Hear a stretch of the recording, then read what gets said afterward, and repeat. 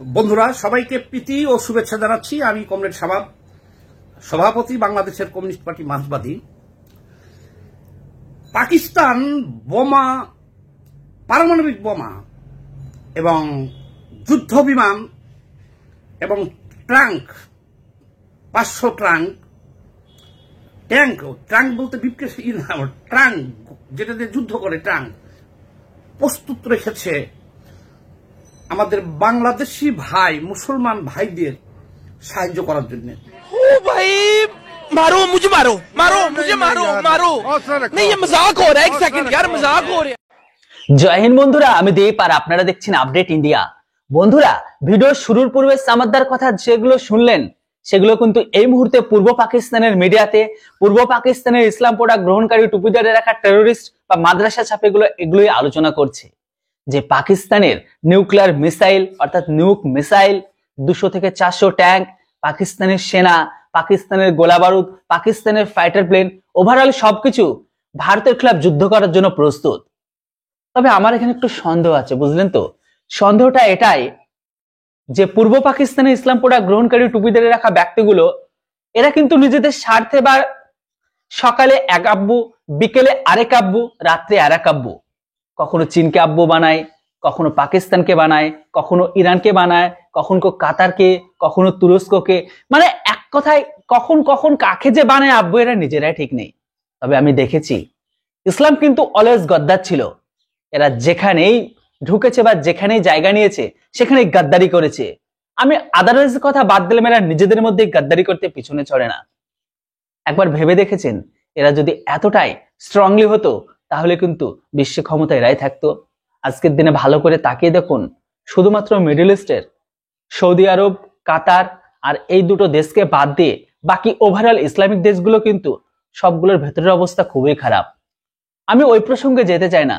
প্রশ্ন এখন এটাই, ধরে নিন বাংলাদেশ আর পাকিস্তান মিলে ভারতের খেলাফ যুদ্ধ শুরু করেই দিল। হ্যাঁ, ওই ব্যাপারটা আলাদা। এই সমস্ত কথা যখন কেউ বলে তখন আমি পাশে গিয়ে এইভাবে হাসি, একটু মুস্কি হেসে নিয়ে আমি বলে দিই, আচ্ছা বাবা বুঝলাম, একবার শুরু তো কর, তারপরে দেখা যাবে। যেটা হোক, পরে আবার মই লাগিয়ে দিয়ে গেছে, মইটা আবার নিয়ে পালাবে না তো?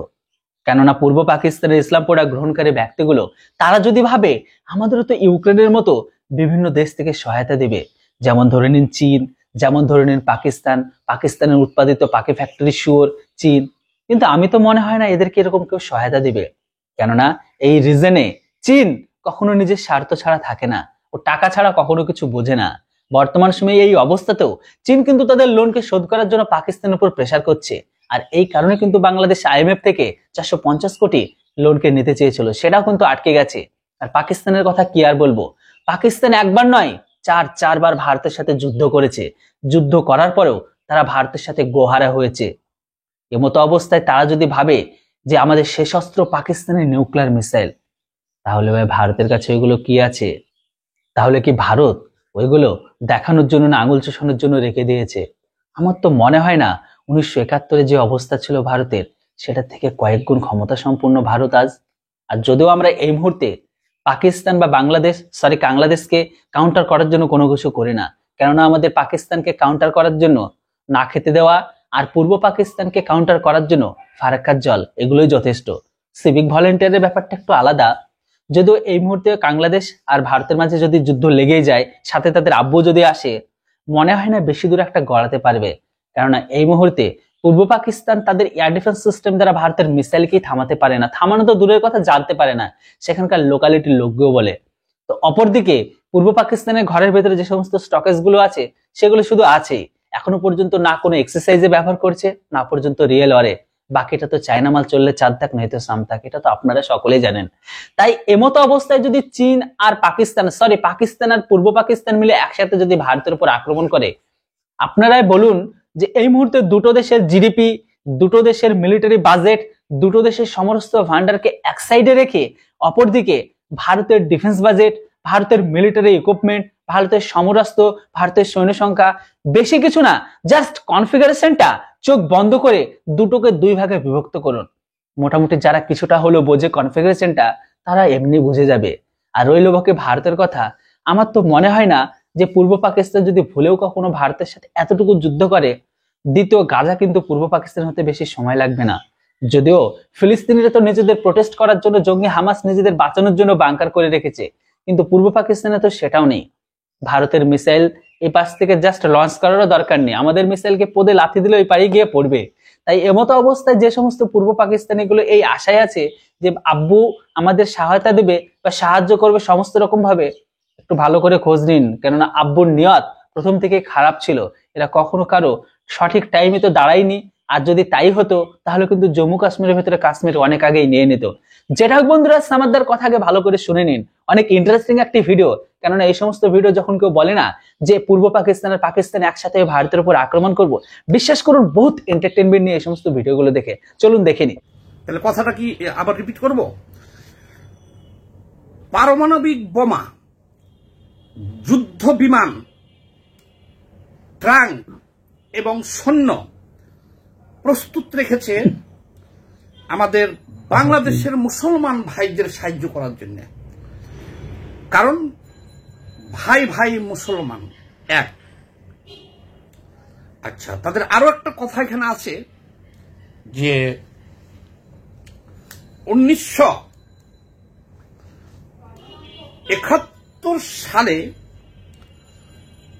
ভারত যেমন পূর্ব পাকিস্তানকে সাহায্য করেছিল,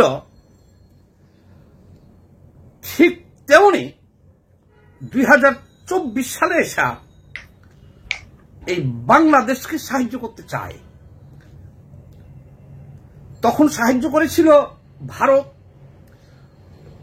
পাকিস্তানের বিরুদ্ধে যুদ্ধ করছিল। আর এখন সেই বাংলাদেশকে দেখেন পরিবেশ পরিস্থিতিটা কোনখানে গেছে দেখেন। 1971 সালে পশ্চিম পাকিস্তান বাংলাদেশের 30 লক্ষ মানুষকে নির্বিচারে হত্যা করেছিল। তারা 3 লক্ষ মা বোনেরে তারা ধর্ষণ করছিল। তখন 1.5 থেকে 2 কোটি বাংলাদেশের মানুষকে ভারত আশ্রয় দিয়েছিল, মুক্তিযোদ্ধাদের অস্ত্র দিয়েছিল, ট্রেনিং দিয়েছিল, টাকা পয়সা দিয়েছিল। শেষে যখন কুড়াইতে না পারছে মুক্তিযোদ্ধারা, তখন ডাইরেক্ট তারা যুদ্ধ করছে এবং এদেশে যুদ্ধ করতে এসে অনেক সৈনিক হারাইছে ভারত। এবং ভারতের সেনাবাহিনী প্রধানের কাছে বা সেনাবাহিনীর কাছে পাকিস্তান সেনাবাহিনী আত্মসমর্পণ করেছিল এই ঐতিহাসিক সোহরাওয়ার্দী উদ্যানে। এখন পরিবেশ পরিস্থিতি কোন জায়গায় গেছে দেখেন, যেখানে তারা হত্যা চালিয়েছিল বাংলাদেশে পশ্চিম পাকিস্তানিরা, এখন 53 বছর পরে এসে সেই বাংলাদেশকে তারা যেখানে ধর্ষণ করেছিল, হত্যা করেছিল, তাদেরকে এখন তারা বাঁচাইতে চায়। এর জন্য তাদের পারমাণবিক বোমা টোমা সব প্রস্তুত। কিন্তু এই যে প্রস্তুতিটা, এই কথাটা ভাই, এই কথাটা তো পাকিস্তানের কোনো মন্ত্রী আমাকে বলে নাই, বা পাকিস্তান থেকে ভাই আমি শুনি নাই। কিন্তু এখন এই বাংলাদেশের সব টেবিলে টেবিলে এই আলোচনাটা চলতেছে যে একযোগে ভারতীয় সরকার হামলা হবে। পাকিস্তান আমাদের ভাই, তাহলে পাকিস্তান হামলাটা করবে হলো কাশ্মীর সীমান্ত দিয়া, আর বাংলাদেশ থেকে হামলা শুরু হবে এই দিক দিয়া। তাহলে দুই ভাই একসাথে দুই দিক থেকে ভারতে আক্রমণ করা হবে। আচ্ছা, তারপরে এটা আমার সাথে বেশ কয়েকজনের আলোচনা হয়েছে। এরা বাংলাদেশে এখন সিচুয়েশনটা এরকমই হয়েছে যে যত বেশি ভারতকে গালাগালি করতে পারবেন, সে হিন্দু হোক, মুসলমান হোক, বা একটা সাধারণ মানুষ হোক, খেটে খাওয়া মানুষ হোক, মেথর, মুচি, কুলি, শ্রমিক, যেই হোক না কেন মানুষ, ভারতকে শক্তভাবে দাঁড়িয়ে যদি একটু গালাগালি করতে পারে, তাহলে সে দেশপ্রেমিক এখন বর্তমান বাংলাদেশে, এবং সে হিরো। আমি নাম না বলি, বেশ কয়েকজনের সাথে যখন আলোচনা করার পরে এই একই কথাই বলতেছে তারা। এই যে আমি যে কথাগুলো বলে আসলাম, এই ক্যাসেটটি যখন বাজিয়েছে তখন চিন্তা করলাম যে না, ভিডিওতে আমি এই কথাগুলো একটু বলা দরকার হয়েছে এখন। কারণ আমি 4-5 জনের সাথে যে আলোচনাটা পাইলাম, তারা সবাই কিন্তু একটা ক্যাসেটই বাজিয়েছে। দাড়ি কমা সেমিকোলন এদিক ওদিক নাই। কি পাকিস্তান প্রস্তুত, তাদের বোমা আছে, পারমাণবিক বোমা আছে, সেটা বাংলাদেশকে দিবে, তারা প্রস্তুত, অস্ত্র দিবে, সব দিবে, এবং তারা নিজে ওই সীমান্তে হামলা করবে। আর এদিকে জাহাজ দিয়ে অস্ত্র পাঠিয়ে দিব, এখান থেকে বাংলাদেশ হামলা করা হবে, একযোগে 2 ভাই মিলে হামলা করা হবে। তা আমি তাদেরকে বললাম যে ভাই, এখন কথা হলো যে যখন 4-5 টেবিলে এই একই কথা, তখন এই কথাটা একটু গুরুত্ব দিতে হয়। এই কারণে পাকিস্তান কে বলছে না বলছে সেটা তো আর জানি না আমরা, কিন্তু তাহলে বাংলাদেশের একটা গোষ্ঠীর মুখে এই একই বয়ান কেন, একই কথা কেন? আমি আবার তোমাদের বললাম যে ঠিক আছে, বাংলাদেশের সৈন্য সংখ্যা হলো 1.5 লাখ আর ভারতের হলো 13 লাখ, তাহলে এরা কিভাবে পারবো আমরা ভাই? তা উনি বলল যে 20 কোটি বাঙালির 40 কোটি হাত, তাহলে কিন্তু ভারতের তো 150 কোটি মানুষের 300 কোটি হাত, হাতে হাতেও তো মিলে না। শেষে দিল এই বয়ান যে শেষ পর্যন্ত পারমাণবিক বোমা। আমি জিজ্ঞেস করলাম যে আচ্ছা, ওরা তো আমাদের গাছে উঠে আবার মইটাম দিবে না ভাই? কারণ যেটা সত্য কথা বলতেছি, ভারতের একজন সেনা কর্মকর্তার সাথে আমার আলোচনা হয়েছিল, উনি রিটায়ার্ড জেনারেল। বললাম যে আচ্ছা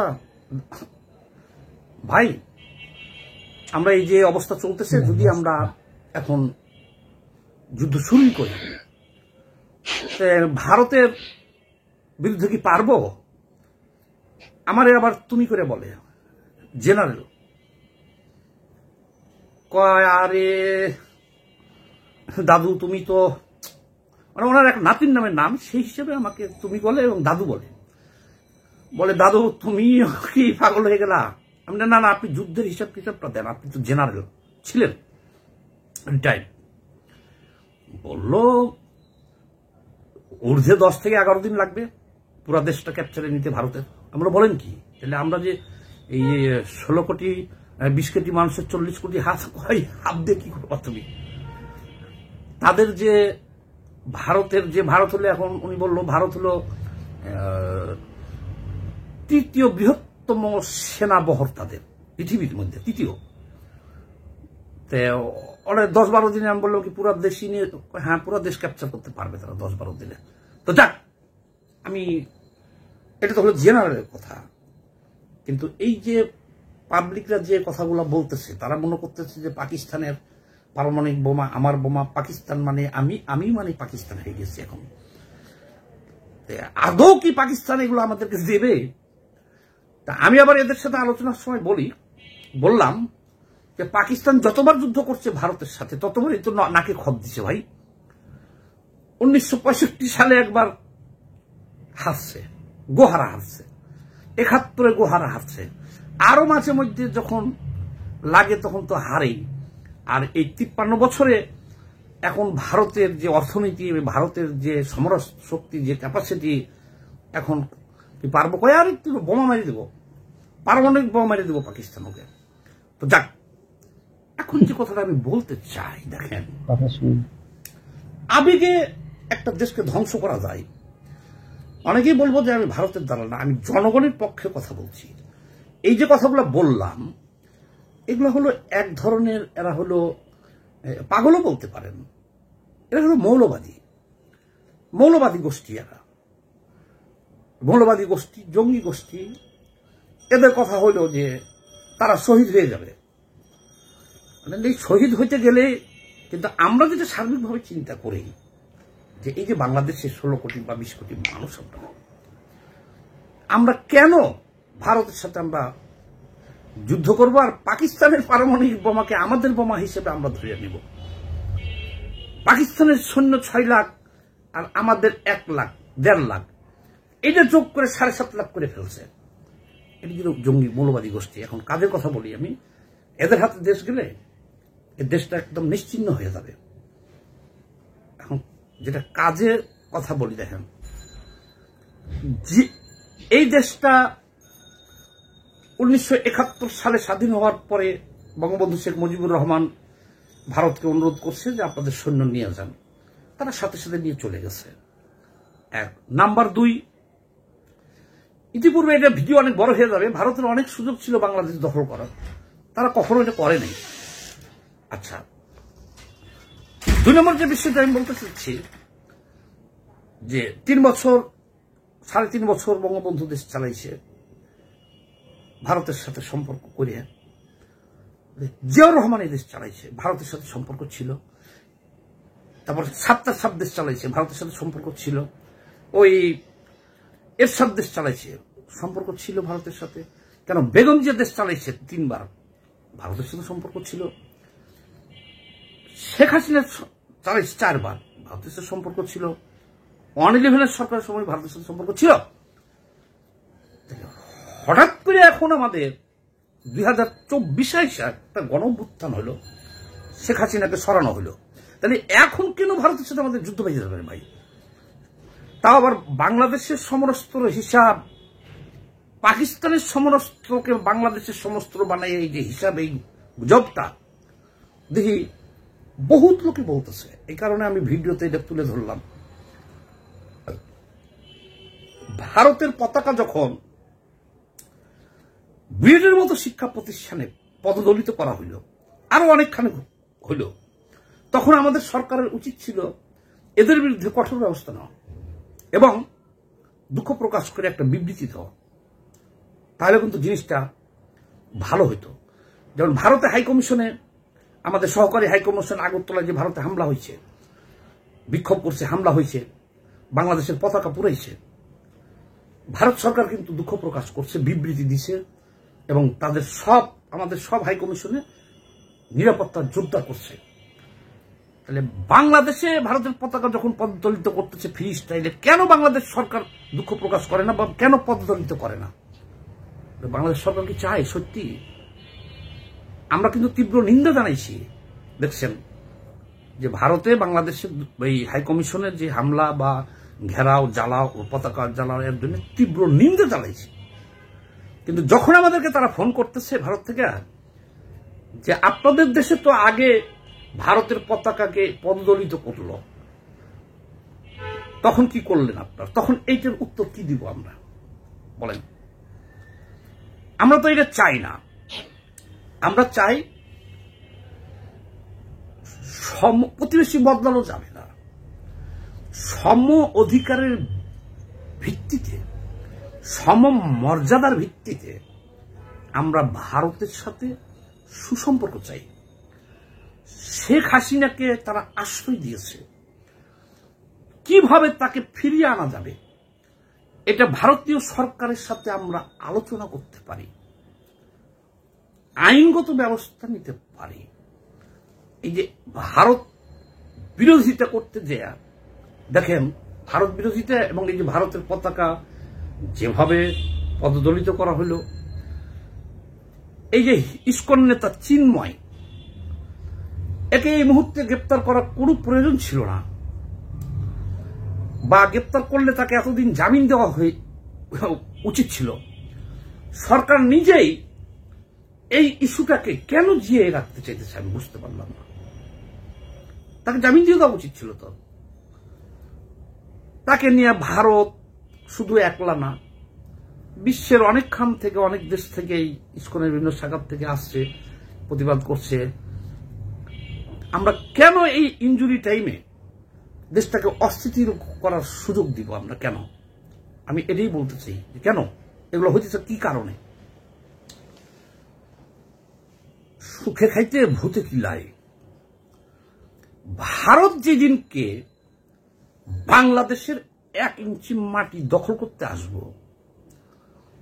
সেই দিনকে আমরা অস্ত্র হাতে নিব। মরলে মরে যাব, বাঁচলে বাঁচব। কিন্তু আমরা তো ওই গাঁজাখোরের মতো, বলদের মতো, মূর্খের মতো বা ওই মৌলবাদী জঙ্গিদের মতো আত্মঘাতী কথাবার্তা বলতে পারবো না। আত্মঘাতী কথাবার্তা বইলা একটা দেশের সাথে যুদ্ধ বাঁধাইতে পারবো, আমি বাঁধাইতে পারবো, যারা এইগুলা করতেছে তারা বাঁধাইতে পারবো, কিন্তু দেশের এই 20 কোটি মানুষের জীবনে দুঃখ, দুর্দশা, ধ্বংস এগুলো নেমে আসবো। কাজেই আমি সরকারকে বলবো যে বেশি কেরাবেরা করেন না, সুন্দরভাবে আপনাদের টাইম টেক, যাতে কেউ এরকম কাম আর বাংলাদেশে করতে না পারে যে ভারতের পতাকা অসম্মান, ভারতের নামে গরু জবাই করা বা ভারতকে নিয়ে উস্কানিমূলক বক্তব্য দেওয়া। অন্তত আপনাদের টাইমটা আপনারা দেখবেন যে তো কেউ না করে, আর ভারতে যদি কিছু করে সেটা আপনারা করা প্রতিবাদ জানাইবেন, সেটা আমরা দেখব, আমরা আছি। কিন্তু আগে যদি আমরা করি, তারা কাউন্টার করে, তখন আপনি কি বলবেন, আমরা কি বলবো? তবু আমরা নিন্দা জানাইছি। অনেক দেশ পৃথিবীতে এই হটকারী সিদ্ধান্ত করে ধ্বংস হয়ে গেছে। আমরা ধ্বংস দিতে পারি না আমাদের এই দেশ। তাহলে ন্যায্য কথা বলতে হবে, হক কথা বলতে হবে। ভারতেরটা খাই না, আবার বাংলাদেশের জনগণের ক্ষতি হোক, ধ্বংস হয়ে যায়, সেটাও আমরা হইতে দিব না। ভিডিওটা অনেক বড় হয়ে গেল। সবাইকে বিপ্লবী সালাম। এই চ্যানেলটা সাবস্ক্রাইব করে রাখেন, সামনে অনেক কঠিন সময় আসতেছে, অনেক ভালো ভালো ভিডিও পাবেন। আর কালকে আমাদের একটা বড় প্রোগ্রাম ছিল, তো এই জন্য কালকে আমি ভিডিওতে আসতে পারি নাই। আমার ফেসবুক পেজটাও একটু ফলো দিয়ে রাখেন। ইনকিলাব জিন্দাবাদ। তো বন্ধুরা, সামাদ্দার কথাগুলো মোটামুটি শুনে নিলেন। সামাদ্দা তো বর্তমান সময়ে বাস্তববাদী, উনি তো সবকিছু বর্তমান সিচুয়েশন, বর্তমান পরিস্থিতি নিয়ে বিচার করে। কেননা একটি দেশের যুদ্ধ লড়ার জন্য প্রথমে দরকার পানি, তারপরে দরকার দেশের জিডিপি, তারপরে আসছে দেশের সামরিক ভান্ডার, তারপরে আসছে দেশের সামরিক ক্যাপাবিলিটি, মানে কতটা অস্ত্রকে উৎপাদন করার ক্ষমতা রাখে, আরো অনেক কিছু আছে। কিন্তু মেন হচ্ছে অর্থনীতি। এমতো অবস্থায় পূর্ব পাকিস্তানের কাছে কি সেই অর্থনীতি আছে? ওই 1971-এর মতন ভাববেন না মুক্তিযুদ্ধে যেমনটা আমরা আপনাদের ট্রেনিং দিয়েছিলাম, কলা গাছের যে ডেগেগুলো থাকে সেগুলো দিয়ে গাদা বন্দুকের মতন করে আপনাদের যে ট্রেনিং দিয়ে তারপরে আপনাদের হাতে বন্দুকগুলি তুলে দিয়েছিলাম, ওরকম পরিস্থিতি আসবে না। কেননা যখন আপনাদের উপর ট্যাঙ্কের গোলা পড়বে, আর্টিসেলের গোলা পড়বে, হেভি মোটর সেল গিয়ে পড়বে, এমএমজি থেকে যখন গুলি বেরোবে, যখন ছোটখাটো শর্ট রেঞ্জের মিসাইল গুলো পড়বে, তখন আপনারা আল্লাহকে ডাকার টাইম পাবে না। আরে আল্লাহ ছাড়ুন, নিজের আব্বার নামটাই ভুলে যাবেন। লুঙ্গিতেও আপনাদের প্রোটেস্ট করতে পারবে না। ওই প্রোটেক্টের ভয়ে আপনারা কোথায় গিয়ে লুকোবেন সেই জায়গাটা খুঁজে পাবেন না। একবার ভেবে দেখুন। যেটাই হোক, যে সমস্ত ইসলাম পড়া গ্রহণকারী টুপিদের রাখা মাদ্রাসা সবগুলো ভাবছে যে ভারতের সাথে যুদ্ধ করব, কোনো প্রবলেম নেই। যেটাই হোক, এই মুহূর্তে আপনাদের কি মনে হয় পূর্ব পাকিস্তান আর পাকিস্তান মিলে ভারতের সাথে যুদ্ধ করলে কতটা সময় লাগবে ভারত দুটোকে সাফাই করতে? আপনাদের মতামত কমেন্ট বক্সে লিখতে বলবেন না। Thanks for watching. জয় হিন্দ, বন্দে মাতরম।